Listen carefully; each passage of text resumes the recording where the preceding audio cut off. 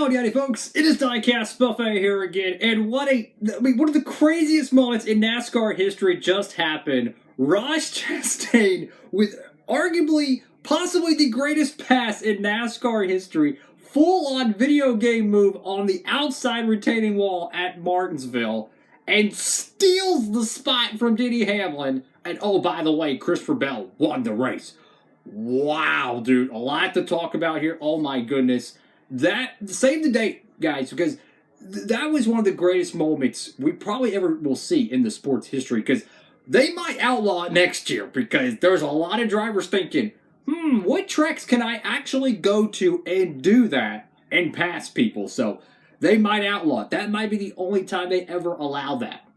Insane move. Oh my goodness, man. Full on, like, NASCAR Thunder, full send into the corner. Chastain passes Denny Hamlin, who's, they've had a rivalry all year long. They were beating and banging early in the race. It is, unfortunately, the most Denny Hamlin way to lose this championship. It just, every time they get there, something completely asinine happens.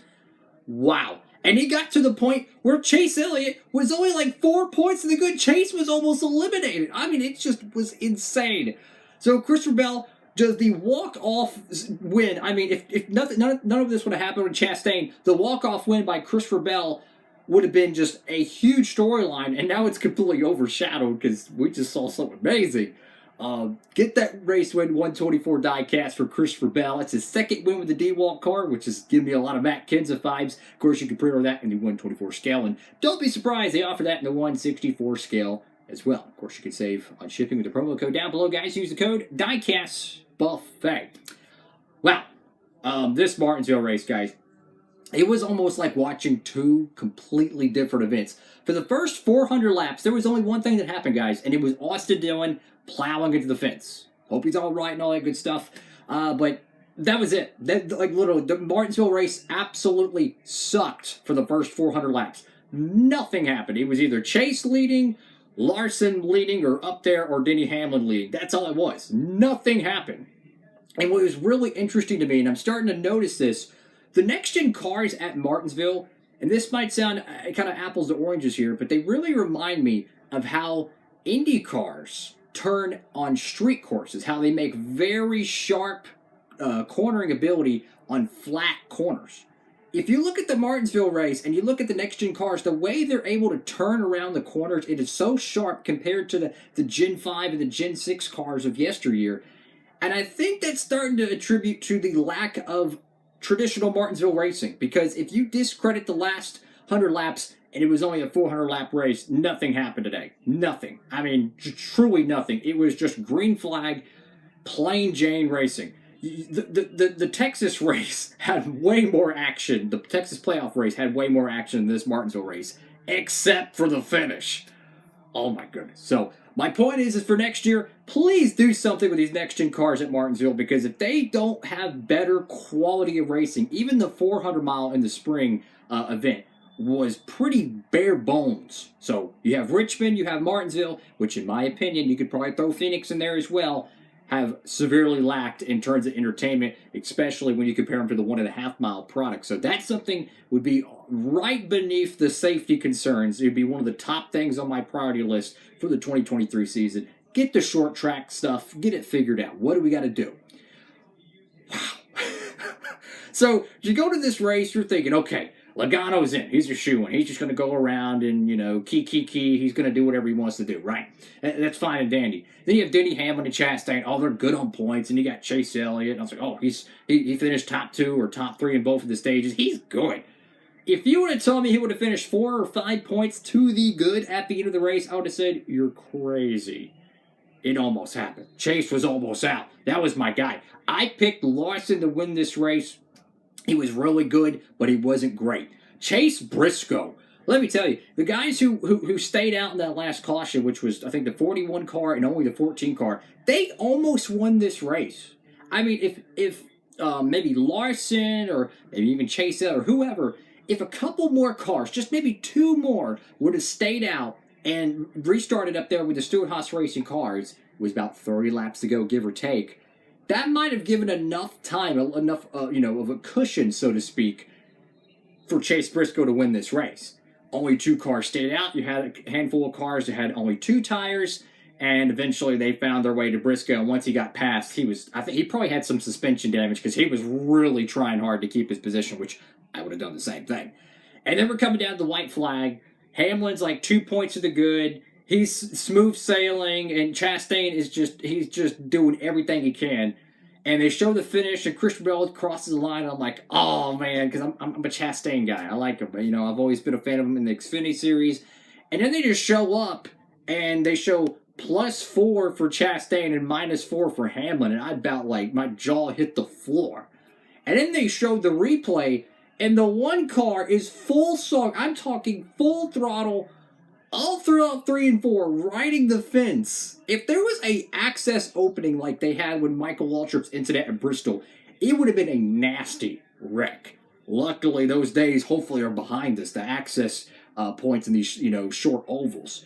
My goodness, rode the whole fence. And he gets to the start-finish line like a car length or half a car length ahead of Denny Hamlin. Eliminates Hamlin. I feel for the Hamlin fans because it happens every year. It doesn't matter if it's grill tape, a bad pit stop, or Chastain pulling a video game move, which he mentioned in the interview talking about NASCAR 2005, Chase for the Cup on the GameCube. Just full-on riding the wall. Like the most NASCAR heat, NASCAR thunder, whatever you want to call it, move you could ever imagine. And arguably the greatest pass in NASCAR history. Because, we've never seen anything like this. Carl Edwards tried to do it at Kansas in 2009. He tried to just full song, just dive bomb in front of Jimmy Johnson, hold on to the lead, and ride the wall to the end.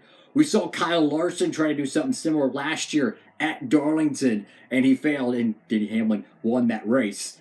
I tell you what, a lot of drivers are thinking, can I try this at a different track and actually make it work? Who knows? But will they outlaw it? I don't know, because it is egregiously dangerous. Because if there's any opening on those walls, if the tire, the suspension part breaks and the tire bounces at a certain angle and catches the wall, it could sling the car back into traffic and it could be a nasty wreck. We've seen that with Chris Buescher at the Coke 600. How when the A-frame on the front suspension of these cars break and the wheels move, when the tires bounce and hit something, it just slingshots the whole car. So that might be a huge major factor of not allowing it. Personally, I love the move. It was so cool. It's amazing to me how a NASCAR race can be extremely bland and boring like that was the first 400 laps. It was terrible. For a playoff cutoff race, just a Martinsville race, it was terrible. Nothing happened.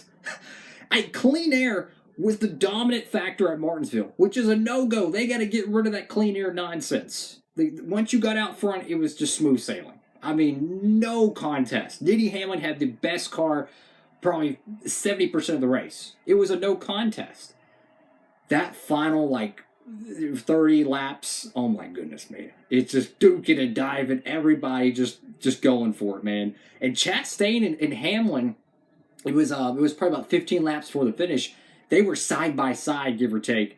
And man, Chastain was taking swipes at Hamlin. Hamlin was trying to take swipes at Chastain. Eventually, the one car, he slowed up, let the 11 go, because he knew he was about to get dumped. And man, it's sometimes you can't script these things. How they have this rivalry all year. And Chastain and Hamlin, and let's be honest, Chastain's taken out Hamlin numerous times, and Hamlin's like, I'm gonna get him back. And then they get to the final race, and then the one car just pulls out the ultimate GOAT move. I mean, it's insane, dude. It is the greatest pass I've ever seen. This is something that will people will remember far beyond whoever won the championship this year, far beyond Ross Chastain's career. Ross Chastain probably going to be remembered for this event here, this pass at Martinsville, probably more than anything he does in his career. Let's just be honest, guys. Let's just be honest. It was awesome. It was so awesome, guys. If you haven't checked it out, make sure to do so. But for the Championship 4, what do you expect? You got Logano, who's really good at the flat tracks. He's won at Phoenix numerous times. I think a couple times. I know he won there in 2020, but I feel like he won there again another year. But you have Christopher Bell, which I don't know what to expect at Phoenix. I don't know. Chase Elliott, which He's had some good runs there. And then you have Ross Chastain, which is the ultimate wild card. Do we get a Trackhouse Racing car that's going to win this thing, or are they just going to be inconsistent? I have no idea. If you tell me right now to make a prediction, I have no idea. I will say, though, before the playoff started, when I did my playoff prediction video, I did pick Chase Elliott to make the Final Four, and I did have him winning it. Because I felt like a lot of people would say Larson would win it, and I feel like Chase, would probably take it over Larson considering how chaotic the season's been. But I would not be surprised, guys, 100%, if they go to Phoenix and Hamlin wins, Eric Jones wins, Chase Briscoe. I would not be surprised, guys. This is the first year we do not see a playoff Final Four driver winning the final race, which would be kind of cool to get a championship diecast and a race to win diecast at the same time. But that's all for now. What do y'all think about the most, I don't even know how to describe it, the greatest pass I've ever seen in NASCAR history? I mean, it's just insane, dude. It is a straight-up video game move that I hope I remember till the end of time. But that's all for now, guys. Make sure to like, comment, and subscribe. I know a lot of people are going to be making some Ross Chastain raced versions with that Moose car. Just saying, because that was freaking awesome. Have a great one, everybody. Congratulations to the Final Four. And hope to see you in another video, guys. Thank you all for watching. Diecast Buffet. Signing off.